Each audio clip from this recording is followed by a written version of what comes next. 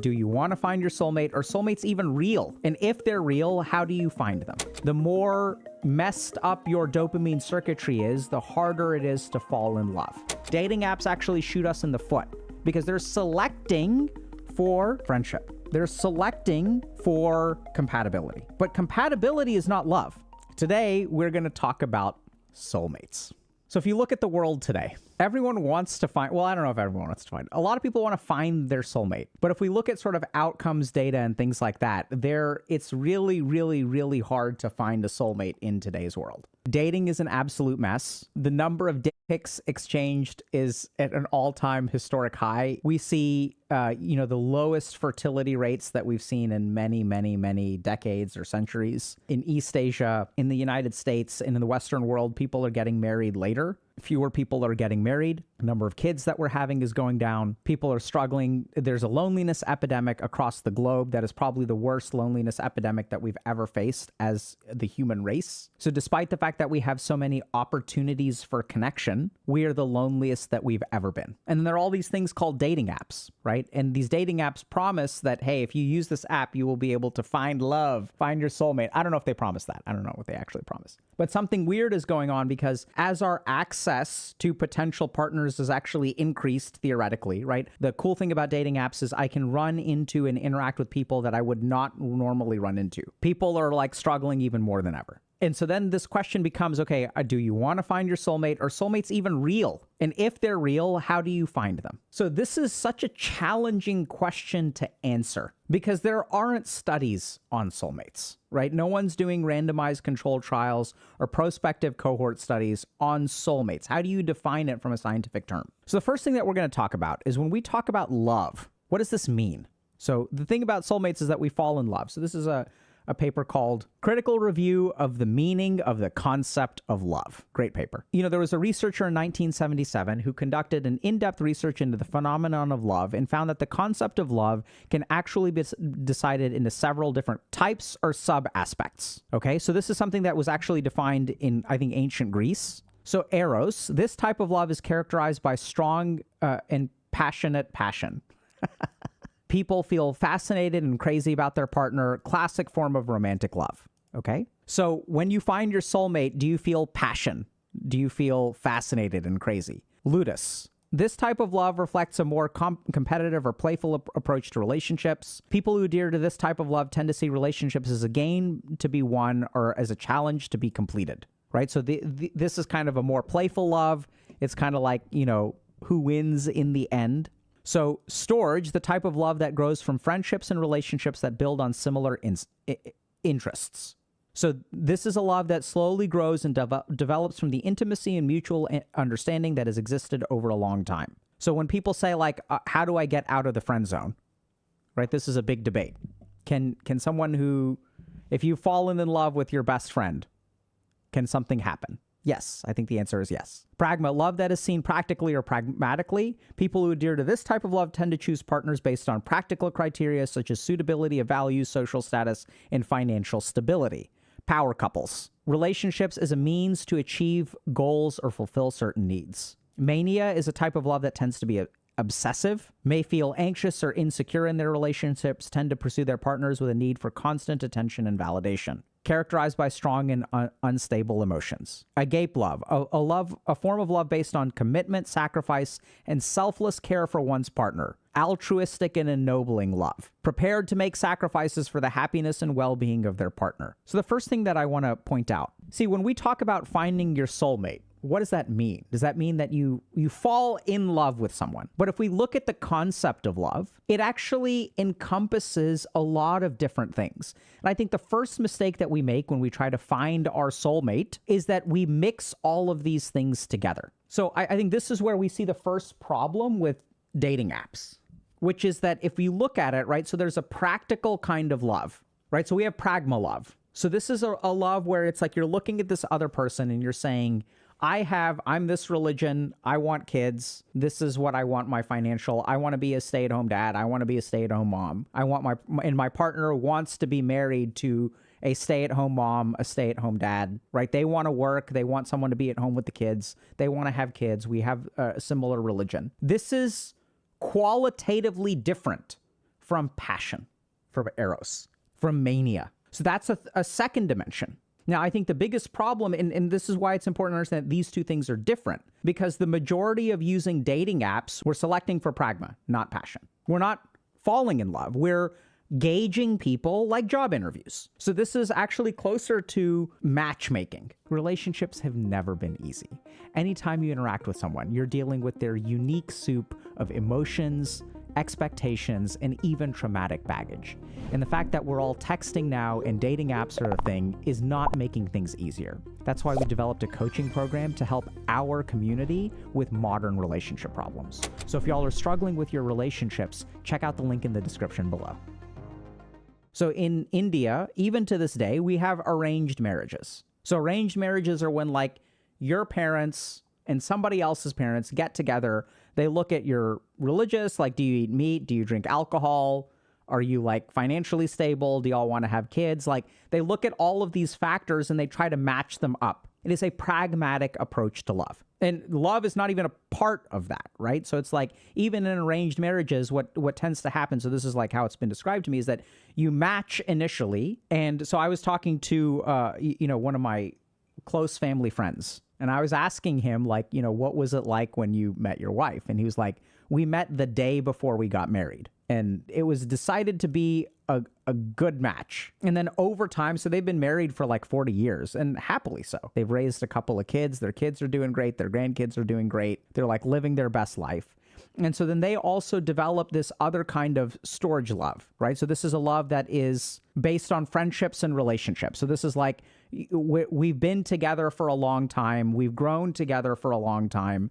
It's not this passionate eros kind of love. So the first thing that we have to be careful about, and we'll understand why this is in a minute, is that if we're selecting for one type of love, it may actually come at the cost of another kind of love. So over time, I think you can develop them all in all of the aspects. But at the beginning, as we'll see, there are a couple of really interesting models of love and passion and intimacy that make it hard to fall in love and feel that spark and that chemistry if you are mentally approaching it like a job interview. If you're trying to find your best partner, the partner that fits with your life, this is utilizing a different part of your brain than the part of your brain that falls in love. So I think what's actually going on is that what we're seeing, the reason it's so hard to find chemistry with people is because we are actually selecting for one part of our brain instead of the other. So let's talk about that for a second. If we look at studies on falling in love, what fuels passion, an integrative review of competing theories of romantic passion. So we're going to talk about two theories. So there's something called the rate of change in intimacy model, and there is something called the self-expansion model. So let's explain what these are. So if you look at like studies on how human beings fall in love, there are a couple of different models that describe the romantic love, the eros love. Okay, so here's how we're approaching this lecture. So soulmates, question number 1. Are they real? If yes, is there a biology to soulmates? And is there a, let's call it spirituality to soulmates? So we're talking about a soul as like a transcendental concept, or is the experience of soulmates just humans in their brains? So next thing that we have to do is that there are different types of love. Eros, pragma, storage, okay? And then agape. This is the sacrificial. So now the question becomes, are there biological mechanisms towards these different things? And the answer is yes. So pragma love is going to be from your frontal lobes, right? We're making calculations, analyses. Storage love is going to be friendship, allies, partners. I'm not sure exactly where that comes from. Maybe this is something related to oxytocin, but maybe not. And then there's agape love, which is sacrifice. So you put this person ahead of yourselves. So this comes from the parts of our brain that give us compassion, right? So this is a different kind of love. And then we have eros. So now we're going to look at a couple of different models. So this is falling in love, this feeling of a soulmate. Like what does it feel like to meet your soulmate? You feel so connected. You love them.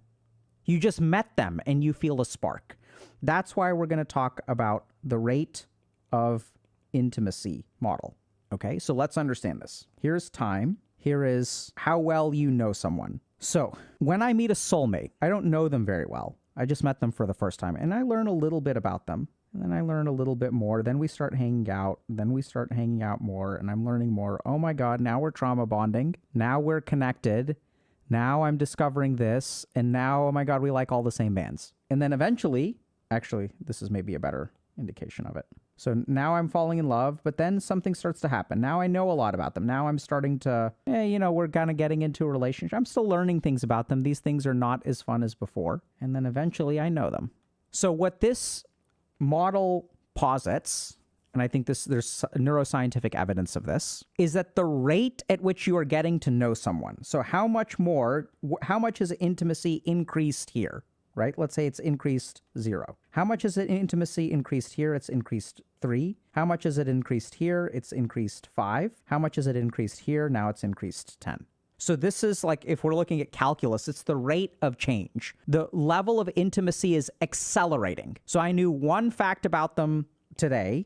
Then I knew 3 things about them. Then I knew 5 things about them. Then I knew 10 things. So this is +2, +1, this is +2, so that doesn't really make sense. And here's +5, right? Does that make sense? So this number has to be going up. When this number is going up, we are falling in love. And then what the rate of intimacy model even shows us is that thus this model suggests that when intimacy is rising quickly, it's not whether intimacy is high or low, it's the rate at which it accelerates. Passion will be high. In contrast, when intimacy is stable and no longer increasing, few new details and experiences are being shared, passion will be low. Given that there is only so much information to be learned about a partner, intimacy often plateaus in relationships, at which point passion starts to decline. So this is what the intimacy model sort of shows us. So when we meet our soulmate, we fall in love with them. We are already in love with them. And then we learn more and we learn more and we learn more and we fall further and further and further in love. And then what oftentimes happens when we meet our soulmates? Things kind of get stable. They kind of like fall out of whack, things like that, right? It's not so much anymore falling out of love. So if we want to have a healthy relationship that starts with an eros love, once we get to this phase, we have to replace it with something else. And this is where you can start out with eros, but then do you add pragma? Do you add storge? Do you add agape, right? This is what allows people to fall in love for like 3 months and then be happily married for 40 years.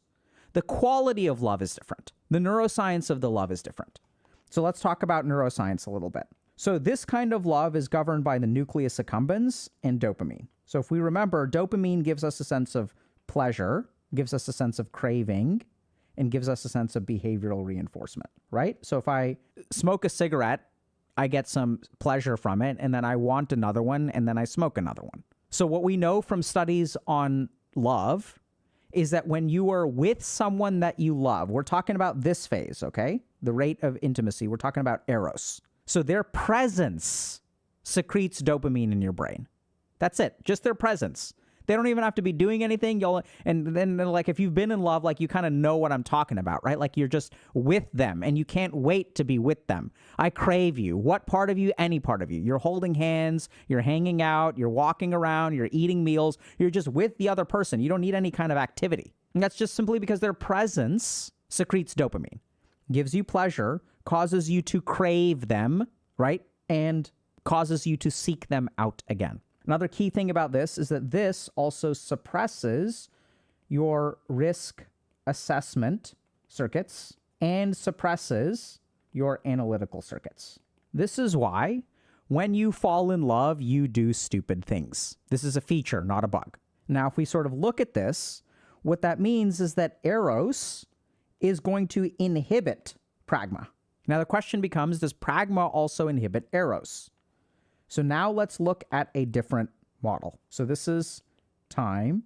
Here is intimacy. So now let's look at the dating app model. So if we look at dating apps, what we see is that the level that you get to know someone over time is actually way higher, right? So you start out learning a lot of stuff about them before you even talk to them. You learn what they do, what their prior relationships are. Do they have kids? What do they like? Do they share interests? And then we select people based on this. So there are a couple of big problems with this. The first is that shared interests develop into friendships, right? So storage love, or the love of friendships and relationships built on similar interests, is not actually like, that's not what leads to falling in love. And we also see this from a rate of intimacy change model. So if I already know people and then I start talking to them, I get to know them a little bit. Maybe we hang out. Maybe we talk a little bit. I really felt some connection, but then they're ghosting me the next day. So this is +1, or this is +0, +1. Sorry, that's not a 4. +1, +1, +1. So the rate of change is constant, right? This is just, it's moving by a factor of +1. Whereas if we look at the Eros model, it's moving like this. So I think this is why it's so hard to fall in love on dating apps, because the requisite circuitry to release the chemicals in our nucleus accumbens that causes us to find pleasure and craving and behavioral reinforcement, dating apps actually shoot us in the foot because they're selecting for friendship. They're selecting for compatibility. But compatibility is not love, y'all. In fact, compatibility, I think, is sometimes the opposite of love. And now we get to something that's also kind of interesting from a neuroscience perspective. See, at a given time, your right hemisphere or your left hemisphere is dominantly active. A great example of this is if we look at the way that art is made. So if I'm like writing something, a creative pursuit, within me, there is an author and there's an editor. There's a person who feels inspired to create, and then there's another person who judges the creation and says that it is not good enough and needs to be improved in certain ways. Oftentimes when we engage in creative pursuits, until we resolve this conflict, it becomes impossible to write, right? You can't, when you're painting a painting, you can't judge your painting while you're painting it. Otherwise, you won't be able to paint. There is a balance for sure. So I think what's going on in especially in dating apps, and the way that we are meeting, it's not just apps. It's the way that we're meeting people is we don't open ourselves up to soulmates. We're judging people before we even meet them. We're learning a lot before we even meet them. And the more that we learn, the more we short circuit our brain's ability to fall for someone. Second thing here is that Eros love comes from the right hemisphere. Pragma love comes from the left hemisphere. Storage love, not quite sure, but probably more left than right. And so when we're approaching these dating situations, it feels like a job interview. We're trying to find the right partner, but the right partner on paper. No one ever said that a soulmate is perfect for you on paper. Or maybe they did. I don't know. They tend to be perfect for you as a person. So I think this is one of the biggest problems with finding soulmates is we're not in a neuroscience situation that is conducive to creating the chemical soup that makes us feel like we found our soulmate. Okay? That's number one. Couple of other things to keep in mind. Since this is governed by our dopamine circuitry, the more messed up your dopamine circuitry is, the harder it is to fall in love. So as we use video games, pornography, social media, substances, it becomes harder to fall in love from this Eros perspective, right? So if we have like our dopamine stores are exhausted, if our dopamine system is all messed up, you just can't feel it in the same way. Now people may say, but like, drugs and love go so well together, Dr. K. Agreed. But this is where I think it's useful to talk about manic love. So manic love is an insecure love and a very emotional love, an emotionally unstable love. So oftentimes I think the other thing that happens is that we mistake people for our soulmates. And the reason we mistake them for our soulmates is because we have an emotional deficit that this person is filling. And that feels so good, we think they are our soulmate. So if I have insecure attachment and someone treats me well, I may think that this person is my soulmate. When I'm using substances, my emotions are all over the place. They're more activated, they're more deactivated, maybe I'm hungover. And so I think that like the chemistry is altered. And when the chemistry is altered, a feeling of something like love can arise from it. But then the problem is that this relationship, if the feeling of Eros arises because both of y'all are high, what happens to the feeling of Eros when both of y'all are sober? So I think that there's a lot of needs being met that can be mistaken for someone being my soulmate. Now, over time, let's say that you guys both get sober together, or you figure out some system, you all become really good friends, you actually do start dating, like good things can come out of that. Maybe the person is your soulmate. My point is that, you have to be careful about, is this person meeting my needs for the first time? So I also recently saw a study that showed that men are more devastated by breakups than women are, psychologically, objectively. And the reason for that is because for a man, they're not just losing a lover, they are losing, for most men, they're also losing their best friend. So the likelihood that you're in a heteronormative relationship, the likelihood that your female partner is the primary source of emotional support in your life is very high. Whereas women tend to have other sources of emotional support on average. So it's kind of like you're losing everything at once. So when you're hungry for something, it can appear like something is your soulmate. But I would say this is the more manic love. Okay, so this is a quick neuroscience jaunt into soulmate. So I think that if we take a biological approach, in summary, there is a set of things that create the subjective experience of meeting your soulmate. And if we look at the stories of meeting your soulmate, I think these are consistent. So a key thing about meeting your soulmate is that you don't know a whole lot about them first, usually. You run into them somewhere. You don't know much about them. And then you get to know them and you feel this powerful connection. And the connection is not because they have a certain profession or they have a certain, their genitals are configured a particular way. There's something about them that you feel connected to, and the more you learn about them, the more the connection intensifies. Oftentimes, soulmates don't share interests with you. Like, this is also something that I consistently see in my practice. Definitely true of my life. My wife and I were talking the other day. Our marriage would be so much easier if we liked one thing that was the same. We don't share a single interest, generally. It's like, I'm into these 3 things, she's into these 3 things. They don't overlap, like, at all. So dating apps are really leaning into this like pragmatic accountability. And when I talk to people about, meeting their soulmate, like this is usually, I'll share with y'all like a story from a patient of mine. So a patient of mine went to a conference, and as part of their networking job, they met someone, and there was something of a spark. And so my patient was manning a booth. And so they met this person at like some mixer. Next day, the person stopped by, said hello. They chatted for a little bit, like, oh, I'm wrapping up for the day. You want to grab a drink? Sure. Is this networking? Is it business? Is it a date? That's what's fun about conferences. So then they exchanged contact info, oh, my company will be in touch with your company. Maybe we can do a deal together. Fantastic. Then the fun started. Hey, it was great meeting you last month at this conference. Are you going to the expo in Vegas next month? Cool. I'll see you there. And so for 1 year, 2 different people, completely different set of interests. They would meet, just like neither of them like visits each other because it's not clear that they're dating even, but they're like chasing each other around the country at conferences. And then I'm sure they started having sex at some point. I'm not exactly sure, but I think that's what happened. But they like basically had this relationship that was like, I'm going to see you for 4 days once every other month. And if you're going to that, because it's crazy. It's like, we're not dating, right? Like, it's stupid to be dating now, but I can't stay away from you. And both of them are like, and this is what happens with soulmate connections. And they don't know each other well. It's not even clear that they're a good match for each other or anything like that. There's a connection. And the cool thing is if we look at the neuroscience, like we can talk about this connection. Now, the second thing that we're going to talk about, so what do you replace it with? So you start with Eros love, and then maybe some pragma comes in, maybe some storage comes in, maybe some agape comes in. I'm sorry if I'm butchering those pronunciations. And as those 3 things start to come in, we move to another model of passion, the self-expansion model. So this is another thing about soulmates. Describe passion as arising from individuals expanding their sense of self through their romantic partner or self-expansion.